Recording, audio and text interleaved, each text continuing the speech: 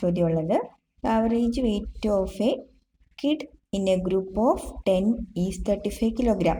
അതായത് 10 പേരുള്ള ഒരു ഗ്രൂപ്പിലെ കുട്ടികളുടെ എല്ലാം ആവറേജ് വെയിറ്റ് എന്ന് പറയുന്നത് 35 കിലോഗ്രാം ആണ്. അപ്പം മൊത്തം അവിടെ ഉള്ളത് 10 പേരാണ്. When Sonu also join dum, അവിടേക്ക് സോനു കൂടി വന്നു ചേർന്നു. അപ്പോൾ അവിടെ മൊത്തം എത്ര പേരായി? 11 പേരായല്ലോ. Then the average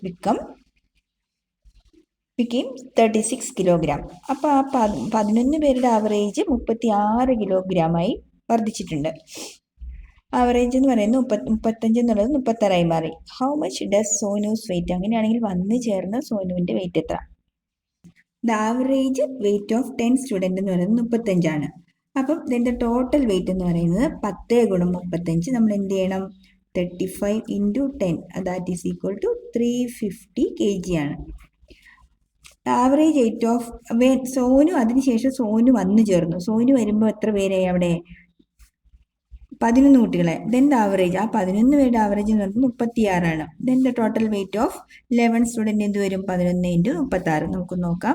36 × 11, 163 answer is 396 ആണ്.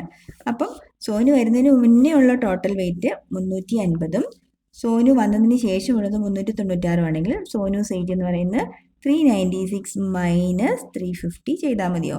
സോ സോനുവിൻ്റെ വെയിറ്റ് എന്ന് പറയുന്നത് 46 kg ആയിരിക്കും. ഓക്കെ, ഇതുപോലത്തെ ചോദ്യം വരുവേ.